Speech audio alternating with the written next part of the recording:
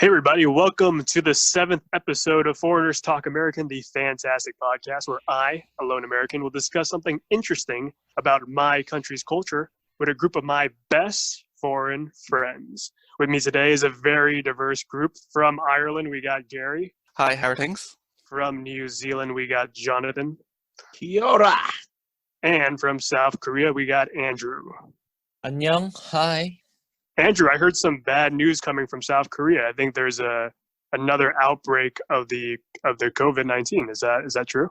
Oh, yeah, last weekend there's a guy who was diagnosed as COVID-19, and he visited some gay clubs in some famous area, and it turned out that he spread like more than 100 people in total in a club. So in one night, this dude went to a couple gay bars and 100 people were infected with COVID-19.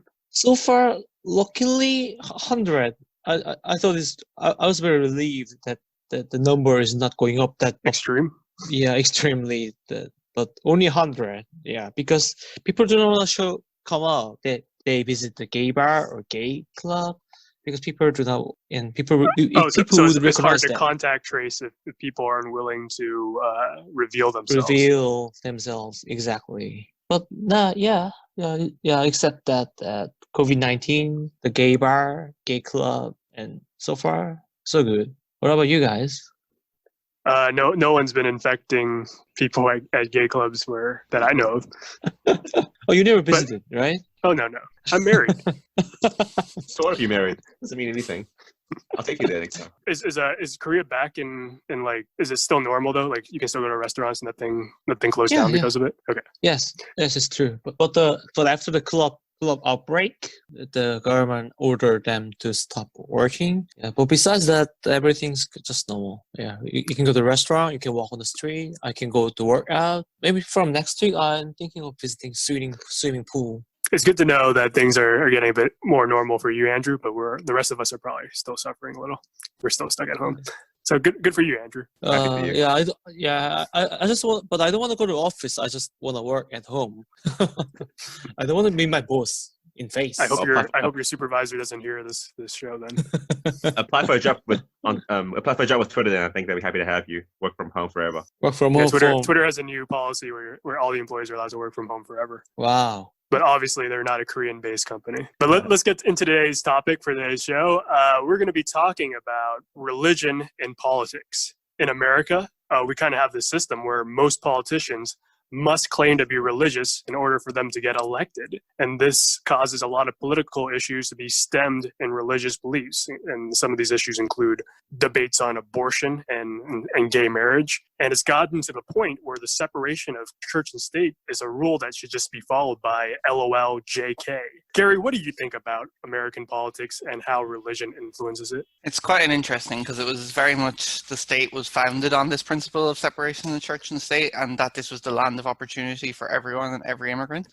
But still, on your money, you say, "In God we trust," and every politician has to basically just to talk about their religion and show their faith in some way, and gets heavily critiqued if they don't. But wasn't America founded by people that were too religious that they got kicked out of England? It was a combination of the people who were too liberal and the people who were too religious. So it was the people who just didn't fit into the normal. That sounds perfect. That's exactly how America is right now.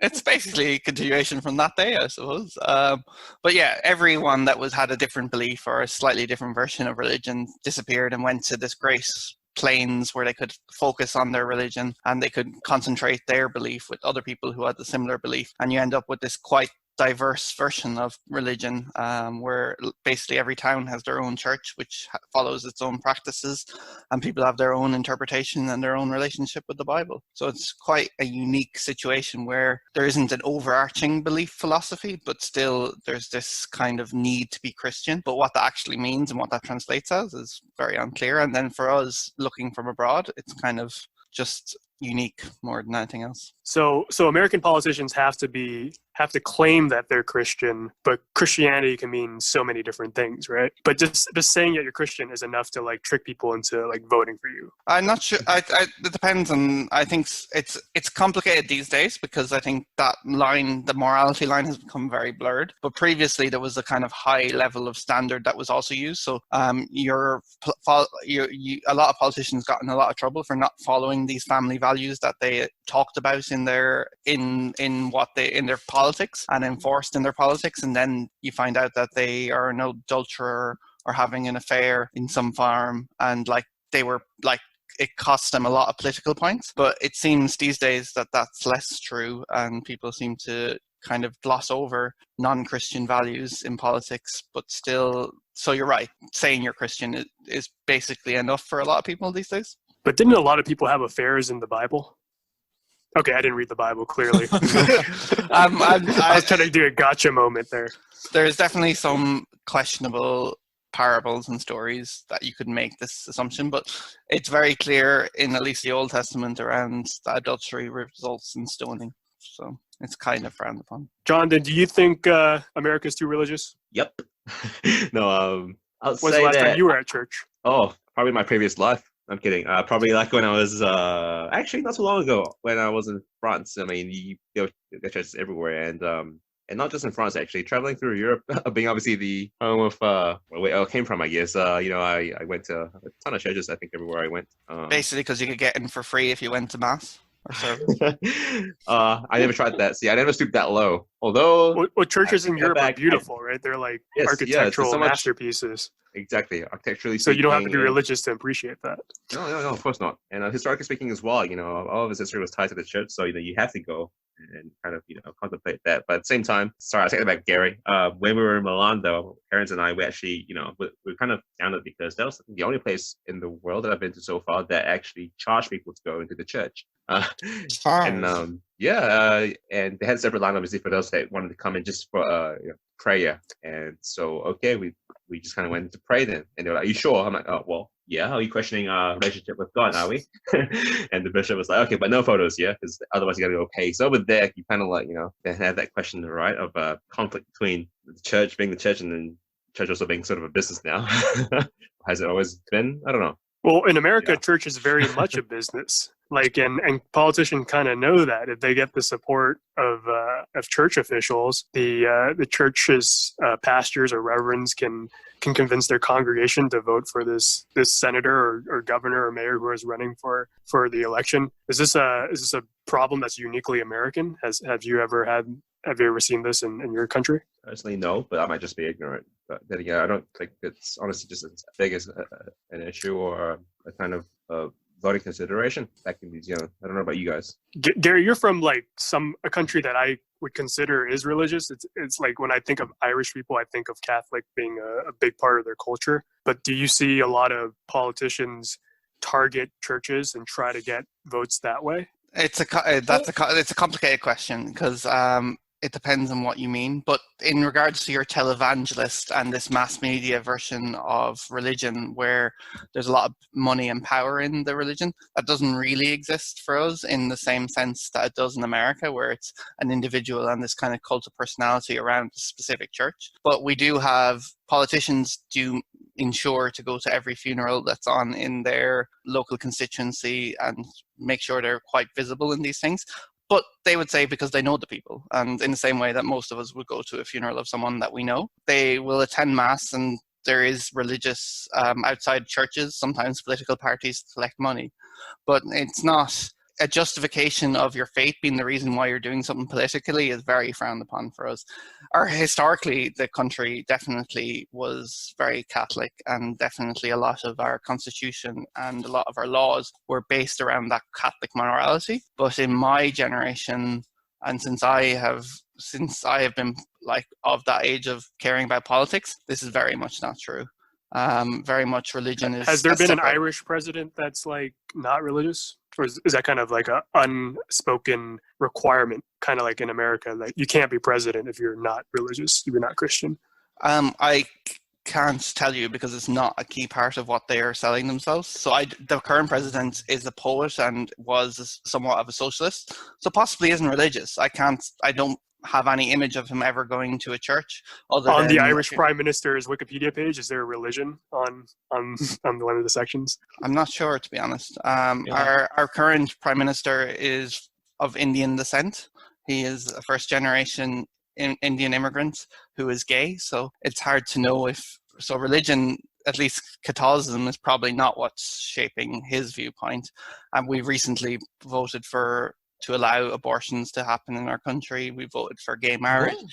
This world has gone, we're not the country of the past, and Christianity isn't shaping how people vote.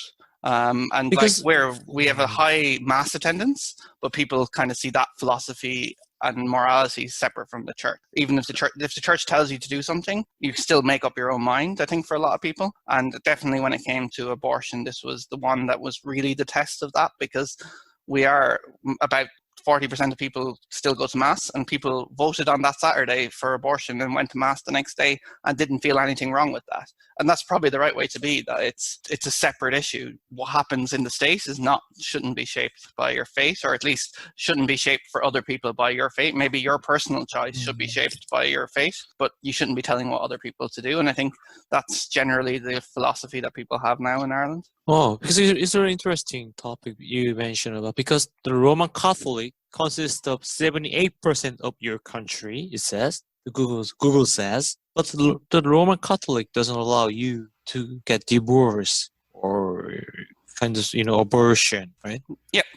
And your country voted to pass that kind of same-sexual marriage and the abortion, allowing the abortion. But it's because we see it differently. So we don't purely we truly embrace now the separation of church and state, saying that 80% of our schools are still Roman Catholic schools. Our church, all our hospitals are probably owned by religious orders in some form or the other, and we're all formed by religious orders. So the separation of church and state has always been complicated, but definitely how people vote and how people view politics, it's very separate, and definitely isn't the defining reason why someone should or shouldn't be elected anymore. It probably was in the past, and definitely it was an issue. And yes, we have divorce now, but we only voted with like 51% in the 1998. So the country has recently reached this point. It wouldn't say it was, it's my generation's, I grew up in this point. My parents' generation was a completely different story, where it was much. So the generation switch came very abruptly, because it's like you just said, like your prime minister is a gay son of immigrants. Is that what you said? And the public was willing to vote for him. Was it like highly contested, or did the young vote sway it? How did that work? I think it was irrelevant who he was, because we vote it's a parliamentary system, and he was voted for as a leader, but there was no debate about that issue, or the immigrant issue, or the gay issue was like not discussed, and it was incorrect to discuss it, and like anyone who brought it up was dismissed instantly as this wasn't a logical point, in the way that you seem to be able to have these discussions in the US about people. This would be not a political argument for us, and for most people. There's probably people on the extremes that this is an issue for. But the vast majority of us, he's also like the leader of the most conservative party we have, the most right-wing party we have. But like right-wing in the But the most right-wing sense, party in Ireland is like liberal in America, essentially, right? We're fiscally right-wing, but from a social policy perspective, relatively communist. By your standards. If your president were in America, how would people react to it, Joseph? Like immigrants, gay? So I would probably say he would be a Democrat first, so he would be not on the right side, he'd be on the left side. And that's kind of the issue with the American system. There's only two parties. And if you follow certain social beliefs, you have to join a certain party, even though your financial or economical beliefs are completely different. So any gay person essentially has to be on the Democratic side, because there's a stereotype where the Republicans hate gay people because they're very infused in Christian values. That's how they get their votes. They try to appeal to the common folk that are deeply religious. And if you're gay and if you actually have conservative ideas, like if you believe in less taxation, if you believe in less taxing of businesses, then it probably puts you in a weird situation, because there's only two parties that you can join, and you don't want to join the party that historically, like I hate to say this, but they don't like you. They don't like you because of your sexual orientation. Are there more than one? Is there more than two political parties controlling Korea right now? Actually, there are major two parties fighting each other every day, but the one party recently won the vote, like more than 50%. So the government is supporting that. The party that supports the current government, like the Republican in the States, right? Trump is from Republic, right? Yeah. Yeah. So, but it's more like a left wing party. I would say that, but it's like a mid left, because they want some vote from the other parties people as well. But are Korean politicians religious? Like, do they have to be religious to appeal to everybody? So get back to the religion. I don't know what religion my president has, which means that we. I don't know whether he has it or not. If he has, it means that that kind of religion issue that is not important, because I just googled the statistics of religion in Korea, and it says more than 50% of people in Korea doesn't have a religion. More than 50%.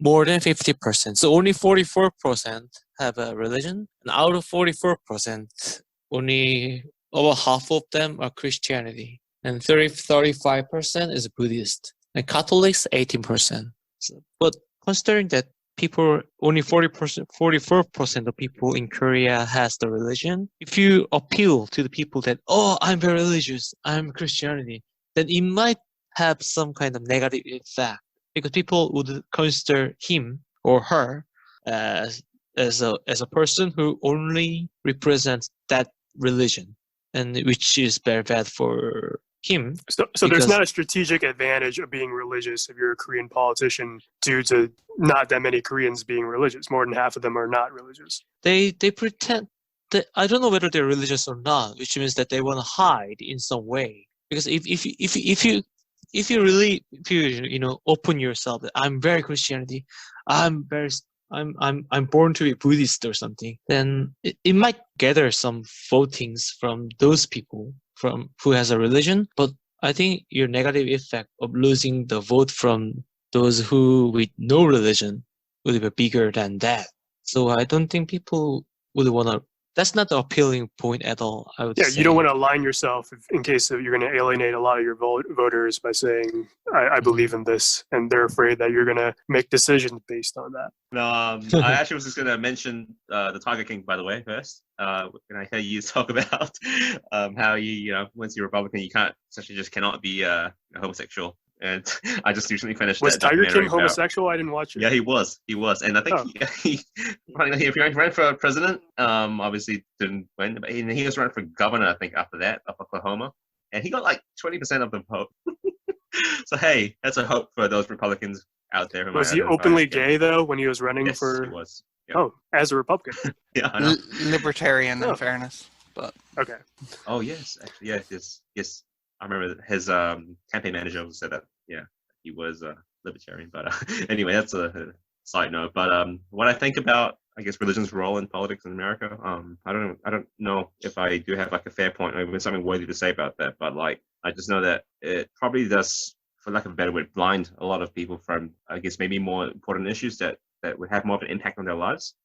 Everything from healthcare to education, right? Even saying that's, I think, already enough for people to maybe hopefully rethink what their priorities really are. But having said that, I know some people out there, from the little that I remember from my psychology studies, right, like that, sanctity is actually one of the most important things that people vote on as well. Seeing, I guess, the leader kind of identify with their values in terms of religion. Sure, if that's such an important factor, okay, by all means. But I guess I just don't quite understand how it's supposed to play that much of a role. Having you already said that country's supposed to be founded on what's separation of church and state, right? So yeah, but I think this is something that politicians take advantage of, because it's such an important part of so many people's lives, because it gives them like hope, it gives them like community, it gives them people that believe in the same thing. And that's kind of what you want in your representative and in your politician. But unfortunately, it's gotten so crazy in America where certain politicians can use that to their advantage, even though they might not actually believe in these religious values, but they know it's a vehicle to bring in votes. Gary, would you agree on that? I would agree that that's very true, and it's almost as if it's a way of branding your team, that the other team aren't Christian, and if you risk this non-Christian values coming in because you let the other side in, and it becomes almost you've changed politics from being about a philosophy or a way of doing things to a belief, and therefore you can't be convinced otherwise. Once it's a belief, it becomes something you have to defend, something you have to fight for, something that's more intrinsic to your moral philosophy, something that someone can't convince you to change, and that's truly scary to me.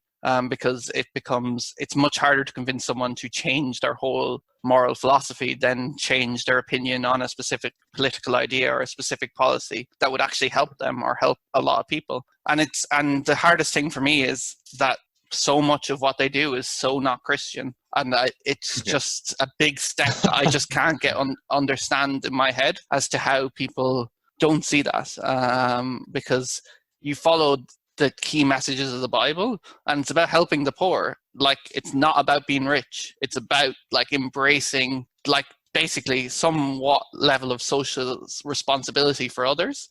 Not it's about just giving fish and bread to all your fellow men, right? Yeah, exactly. What I found difficult about that was that, so if that implies that people, especially religious people, should have a better understanding of their religion, then we have definitely seen, obviously, countries around the world, especially in my knowledge, Muslim countries, that have become a lot more fundamental, right, in how they see religion, from the top to bottom. And then we get people from the other side that's, saying that, does it mean that countries are now becoming sort of more extreme when it comes to religion, just because, we need more of an understanding of what religion is supposed to mean and how people are supposed to follow it, and then how that sort of plays in the realm of politics, right? So I feel like we're in this catch-22, honestly, with how, on one hand, we're calling for better clarity, better leadership, from the religious population, and on the other hand, saying, I guess, kind of that we fear that with more of a light being shone on that, swaying towards more extreme fundamentalist sort of religious views within and outside of politics. So I don't know. I actually don't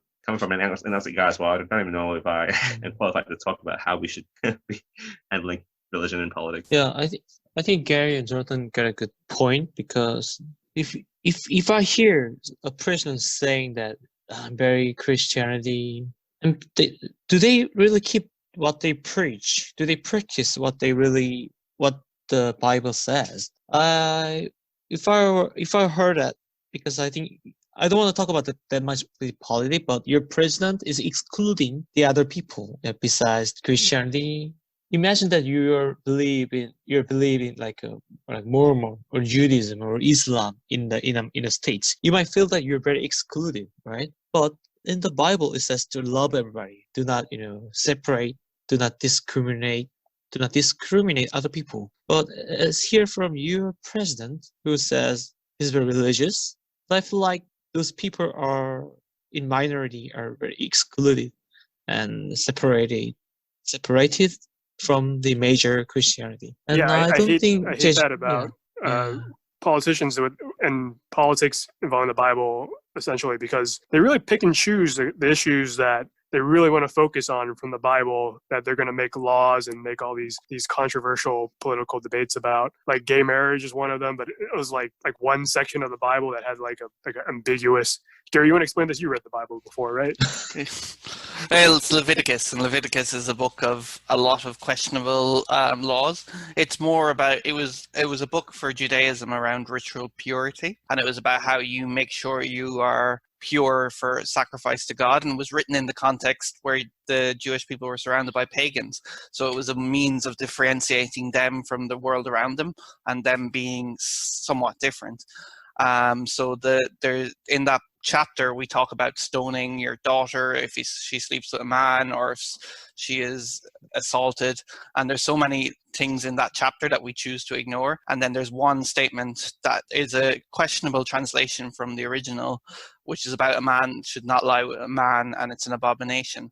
But it's very much a translation where the person wanted this to be the translation, but where if you look at the original text, you could have interpreted slightly different. And so it becomes this weird philosophy that you're defining your politics, your belief on this one word, but ignoring 3 verses above where it told you to stone your wife if she sleeps with another person, or stone this person and like murder other people, and how you can't do all. It's a book of rules that we choose to ignore, and then this one people seem to latch onto. And then you look throughout the rest of the Bible, and there's almost no other references to this being an issue. And for some reason, this is so important to a lot of these Christian people. So there's no real like political issues that come out of the Bible, because that would just be impossible, right? You can't follow all the rules in the Bible without making your life incredibly difficult. You probably are committing crimes if you are following all the rules in the Bible, right?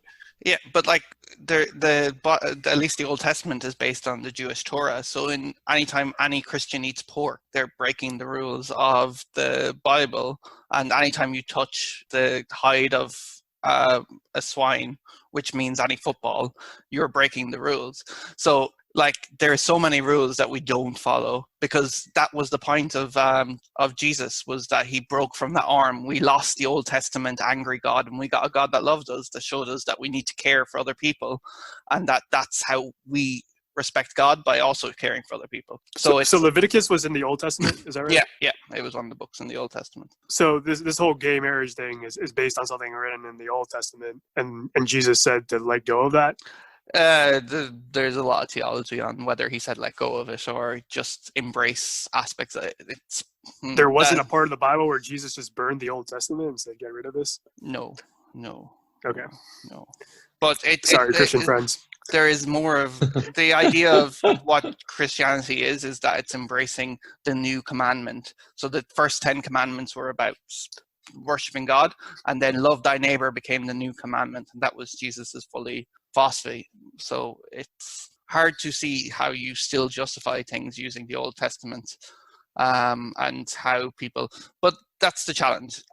With a lot of Christian churches, people have this personal relationship with the Bible. It's how they interpret it. It's not how it's interpreted for them. So they choose what they choose to believe and how to interpret it, and that's the difference. And those kind of churches that more follow that philosophy tend to be primarily based in the US, and so it becomes, you end up with quite a diverse understanding and interpretation of the same book. It's a challenge. Do you think why did the American churches focus so much on it? Is it marketable to blame a group of people on society's problems? I think that's true throughout history. That's how certain people get advanced in power. So that's definitely true.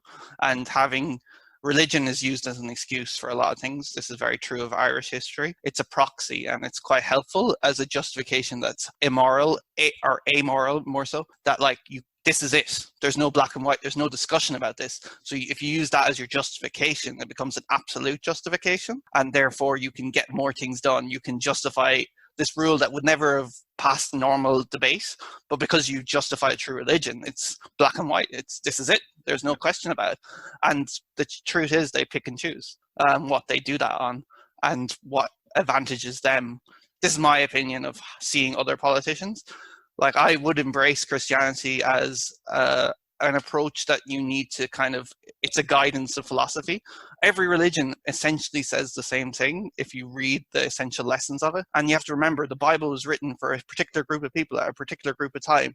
Each gospel is different because it was written for a different group of Christianity and focused on a different part because that was the lesson they needed at the time. So it shouldn't be taken literally 2,000 years later when it's been translated 6 or 7 different times by different people with different philosophies. Like, as a Catholic, I use a different Bible than most of what the Protestant churches use. We have 6 extra books. We don't take it as literally as some Christian churches do because it was take it in this context, the context it was written. It's not an absolute. And it's in English now that we're reading it, which has definitely been translated from at least to Latin to Greek to English. Like there's meaning lost. It's not an absolute. So you need to take that. So you're saying that we should translate the Bible again for 2020? Well, like I think Google AI should translate the Bible. I think there's the value of it is in the philosophies it's trying to teach you, and you can get decent lessons from it. In the same way the Quran has very decent lessons about how you treat people and ways to follow, in the same way the original Torah guided people in the time that they needed to be guided through, and why Confucianism and Buddhism has value as well, because they are all about lessons about philosophy in teaching you how to live your life in a good way. People use it literally and take very specific things, and that's where it becomes dangerous in all religions. But the overarching philosophy, in my opinion, of religion is a moral philosophy to help you live a better life and treat people decently. But it's often written in a context that helped people. In the same way in Ireland, Catholic pagan faith, or not Catholic pagan faith, but Celtic pagan faith helped people understand the world around them, interpreted the world around them, and helped them work together and live together. This is what Christianity was at a point in time, and right now it's in this kind of world where morality is kind of harder to come by. It still helps, for me anyway, for me it's useful as a guide. I don't use it as my absolute yes or no, or why I'll vote for someone. But that's it does seem like you're using religion in the right way and as a philosophy rather than following specifics in the Bible, and that seems like it'd be a more or like a better way for all Christians to follow the Bible. Jonathan, which religion do you hate the most? Yours, I'm kidding. No, you can't hate religion. That's just akin to saying that you hate somebody's way of reasoning, way of thinking, and way of living. You can't, and therefore you might say that if I hate religion, I hate you, which is not ever supposed to be the case, right? So I mean, you can disagree, but nah, hating is definitely something not to ever do. But off of what Gary said, I really do agree. How it's just unfortunate that religion nowadays it's sure it's always been a difficult topic to discuss, right? But it's just become so politicized and weaponized, even literally. I'd say that people I think have kind of lost the plot in terms of how to even talk about religion, and it's I guess it's been umpteen discussions about religions with normally people who are religious trying to get me to see their point of view, their religion, and kind of then ask me why am I not tries to be religious like they are. But it always kind of comes down to, again, what Gary was saying of how it's supposed to be a philosophy to help you live a better life, be a better person, treat people, better, and and do good. And I think that all religions should really preach that. At least I hope, anyways. And so when it comes down to the details, to me, anyways, of what religion you actually identify with, I think the bottom line is, what we actually do, isn't it? Like, we should really be judged on that more than what we kind of call ourselves, and whichever God we subscribe to, which kind of temple we go to. I think how most people feel, in my opinion, is like, as long as your religion doesn't make you act irrationally, it doesn't matter. Like, as long as this is a belief that you have and it tries to make you strive to be a better person, and you don't hate other people because of it, I don't think I care what your religion is at all. Would you agree with that? Yeah.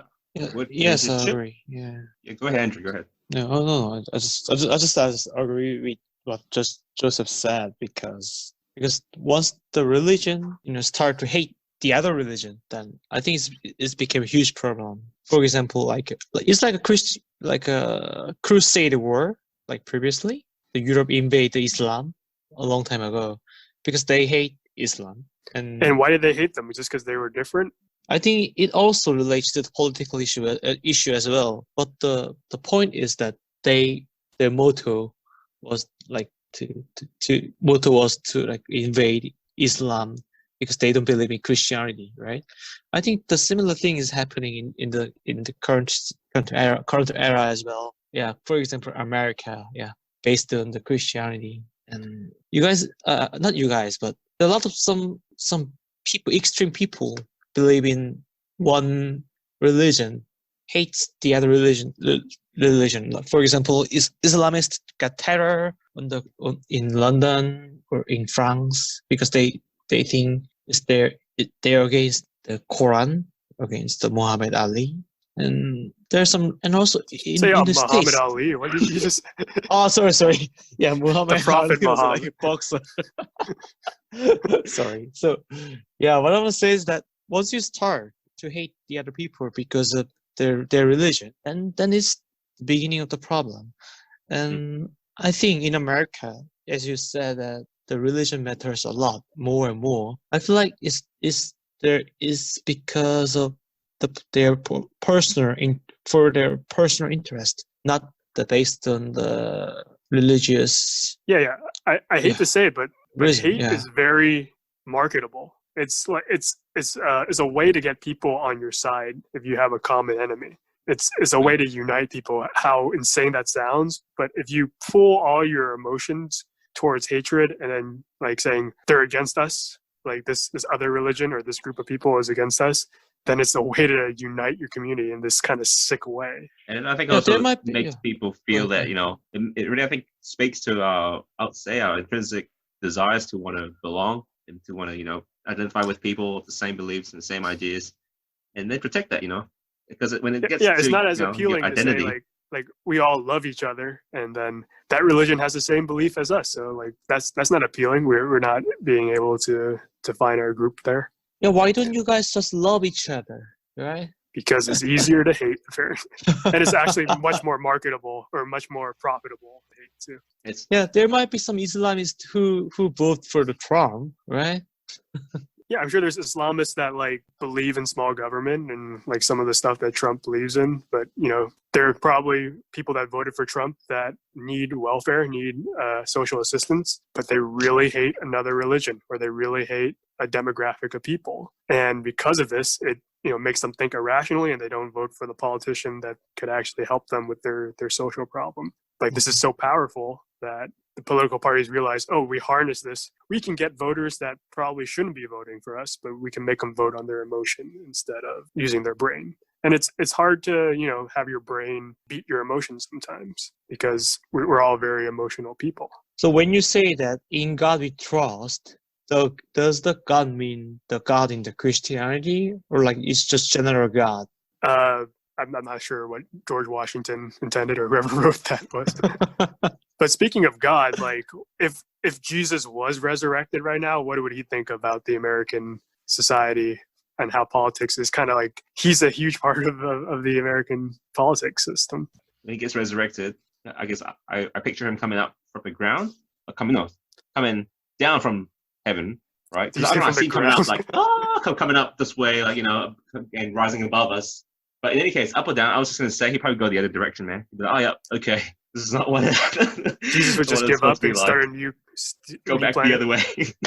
Go to Mars. I'm kidding. But I don't know what he'll say. I don't even think I should, comment on what he would say. Gary, what do you think? It's an interesting question because it's not like he didn't come in a time of turmoil previously. It's a time where people were not following this moral philosophy, and the idea of Jesus was coming to save us was because he needed to save us. And so maybe that situation is occurring again, and it needs to happen again to challenge people on what they are doing and how they see the world, because that's pretty much the justification in the Bible why he came, was to save people from their sins. And throughout the Old Testament, this is a reason that the prophets came to help people. It's hard to know how he would think in the future, but I feel like so much of it is against what he believed in that he would challenge that. In the same way he challenged people at the market in the temple, he challenged the Pharisees for being hypocrites because they would say all these things. I think he would challenge all these politicians. Would he be happy? No. But I think he would probably be challenging people on their hypocrisy and showing the true values of it. Now, will he be believed? Will he be just denounced as a fraud? Will Fox News say that this is all made up and it's a democratic conspiracy? Almost certainly. How would he prove that he is Jesus versus... He can just perform some miracles, obviously. Yeah, but I feel like you're... Like David Blaine has done some crazier things than what Jesus did in the Bible at this point, right? Yeah. So I don't know how convinced the anchors on Fox News and Trump will be of that this is Jesus incarnate. So it's hard to know. But I think he wouldn't be happy, but I think it's almost a reason for him to come back. Although you can argue whether the revelations will come. I'm pretty sure Jesus would want tax cuts on corporations, Gary. and no Wall Street taxes either. But I like to think Well- that Jesus would just create his own political party and like use the philosophies of the Bible that we should be following, not the ones that like Republicans cherry pick to incite hatred. If that's the way Yeah, that you want to impact power, that's the way to do it. I suppose if you're following the political system, if you don't break the political system, that's the way to do it. Yeah, I was exactly thinking of the same thing. What if the Jesus, run for the candidate for the state, the president of the United States? What if he's fighting against Trump? Yeah, Trump would just shit on him. Yeah. Then wouldn't that go against everything that religion's not supposed to be, though? Well, even though it probably was, it was about power, wasn't it? It was a way to organize people, the masses. To me, I think I see it like that, anyways. That it served that purpose. So if he were to come back and become a politician, well, some people, I guess, it might just remind them of what things might have been like back then, where he was, the one that I guess wielded power. Oh yeah, that's a good point. I don't know. Yeah, okay. But- I want Jesus to join the ceremony in the Korean church, some extreme Korean church, saying that like there's some extreme Korean churches that people really doesn't like, and in that's COVID-19 situation, all the ceremony was stopped, right? But there are some churches that just keep on their ceremony because they said Jesus want us to pray in the church. We don't care about the COVID-19. Jesus will hear us. So let's gather. Forget about the COVID-19. Let's come. So what happened to all pray. those people, Andrew? Did they get? Are they Yeah, okay? it spread a lot. Yeah. It happened. It became so much serious issue. So I was wondering what if the Jesus watches that those father says that, okay, Jesus would hate us to stay and pray at home, and I don't think Jesus would hate it, right? As Gary said, like the Bible is up to your own interpretation sometimes, Mhm. and some crazy pastors are probably influencing their what's it called parishioners to like this is what Jesus meant, even though he's clearly doing it for his own benefit. Do you guys know if like younger religious people, Gary? Like I think that may be a question for you. Like, do they feel like a superiority because of their religion? Like younger religious people that you meet? It's definitely true for some of them. Definitely true for some people. It tends to be a type of faith that you just believe for absolutism. And there's definitely cases of that still around. And it depends on kind of a lot on parents and how. So like true faith should come from a place of reasoning and understanding that you come to this conclusion yourself. You shouldn't be just believe because you were told to believe. And that's a much stronger faith. But there's still people who just believe because they were told. The people who the true value of faith for me is that the people who have true faith are the happiest people I know. They genuinely feel a satisfaction in life and a way to live, the way they are living is truly happiness. And then it's a way that I very seldom see in other people than people who find this true relationship in God. Something that I still search for, to have that absolutism of like confidence and strong faith and happiness. And so I wouldn't say superiority, but almost a satisfaction or a kind of... See, the reason why I ask is I'm wondering what's the path forward for America? If the new generation of Christians, are the voters, are the politicians potentially, if they're more open to social issues, then maybe there's a chance that religion isn't as big of as an impact in American politics. But that's the only real way I see a path forward to that. So that's how it happened in Ireland, that like it was people were exposed to more ideas and people kind of started questioning that kind of absolutism and disbelief. But the fear in the US is the echo chambers, and the people only hear the people around them and only hear what they want to hear and aren't necessarily challenged. In the same way, it's the same problem with politics. It's the same problem that these people tend to only be reinforced in their opinion and not challenged upon it. Whereas I think Ireland as a country was too small for that, or at least there was too many people traveling and doing stuff and coming back with different ideas. It really does seem like in the US, people don't travel as much, don't expose themselves to other opinions. They are surrounded by their opinions and seek out similar opinions in a way that's, I don't know if that's a fair analogy, but it's it's how we I think perceive that it. was generally true for most of history, but now that there's the internet and now that you're able to learn about any opinion you want from social media, from YouTube, even though like there's a chance that people just echo chamber their own opinions over and over again, there is the opportunity for a younger person that lives in, a southern state where everyone is very religious and gay people are considered, not great over there. There is the opportunity for him to go to YouTube and see like a gay role model, like someone as an actor or a vlogger or whatever. So what I hope is that the newer generation is more has more empathy for all groups of people, and that's not going to be like the main driving factor for voting a certain way. Hatred towards another group of people, because they have just more connection to other people now. They're able to see how they live. It does seem to be it's in November. Yeah, go ahead. Yeah, it's November, the election. But it does seem to be a generation thing to a certain degree, and that younger people tend to be of that more. So maybe you're right, and maybe there is an optimistic future. Sadly, we probably don't have it so quickly. Yeah, and with life expectancy going up, the old people will never stop voting. That's an issue too. It's All we have to do is disproportionate. create more Facebook kind of, communities, so we can sort of squeeze that all the generations and extreme views kind of out. No, I'm kidding. They probably still would learn to use the smartphone. They already have. More boomer memes. But yeah, I guess you guys are correct on how definitely with the ease of communication, I think young people are more likely to be exposed to different viewpoints. But I'll say that the most important thing would not just to kind of sit back on the laurels and say, okay, that's going to happen anyways, but to actually promote healthy discussion, and have people, young people especially, know how to discuss, how to argue, and not just always seek to to just be right, to convince and sort of win the argument, win the fight, and then and have that as their main goal. So that should be okay with maybe not knowing everything, being vulnerable and saying, oh, okay, I might have something to learn here from someone that has a different point of view, maybe someone that has a completely different way of thinking about things when it comes to religion. I would advise you to do, Jonathan, is come back to America and go to every small church in the South. Just hang out with them, on a Sunday, and just build up a dialogue. I actually will. I will. Will you come with me? It's like a reverse missionary where you're like trying to get people not to be religious.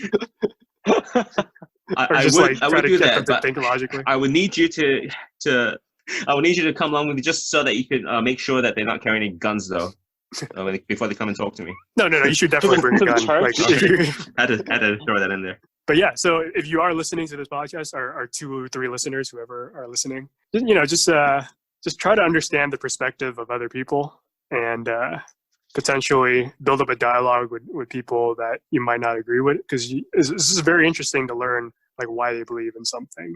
And it could be because it gives them hope. Like religion is great for your community. It keeps you in touch with people, and it kind of makes you think irrationally sometimes. But if you have that hope that you think this is going to be good for you at the end, like when you die, like you think this is going to get you into heaven, that's what drives a lot of people to do that, right? Yeah, you Americans make a right decision based on the politicians' policies, not based on their religion. I sometimes wish that politicians would just list their most important policies in order. So let's say my number 1 policy is to get healthcare. My number 2 policy is to fix the economy. And then like some politicians, like the whole social issue stuff aren't as important as the fix the economy, make sure everyone has healthcare. And then like the people that vote Republican realize they're like, oh, this guy cares way more about helping more people than like just the social issue. Because I think a lot of Republicans just feel like Democrats don't care about us because we don't fit their demographic, even though like their policies are going to help them. Yeah, but that's politics. You got to choose what is more the closer to your opinion, right? There's not right exactly. There's no one that listen to your voice exactly 100 that you can 100% agree on, right?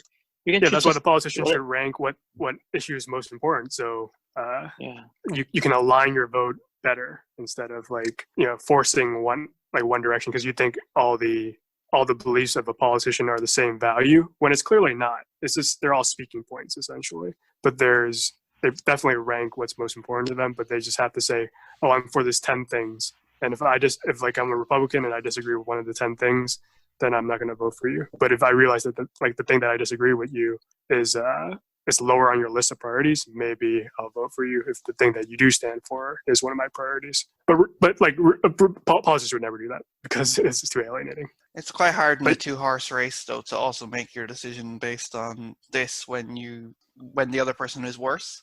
So you vote, like, even if you disagree with 90%, if the other person is 100% you disagree with, you vote for your 90% person. So I think that's part of your challenge, is that your system is very much a two-horse race. Lesser of two evils, right? Essentially. Well, that's just for president. But yeah, actually, it's probably for most. Like, I think there's like one independent in the Senate or something like that. And it's Bernie Sanders. This is a very depressing ending to this podcast. But I guess it's time to end the show. That society is probably not going to change anytime soon, but maybe down the line, if we all start to empathize with each other, try to see each other's perspectives, maybe we can move in the right direction. And on that note, it's time to end the show. For Gary, Andrew, and Jonathan, my name is Joseph, and thanks for listening to Foreigners Talk American.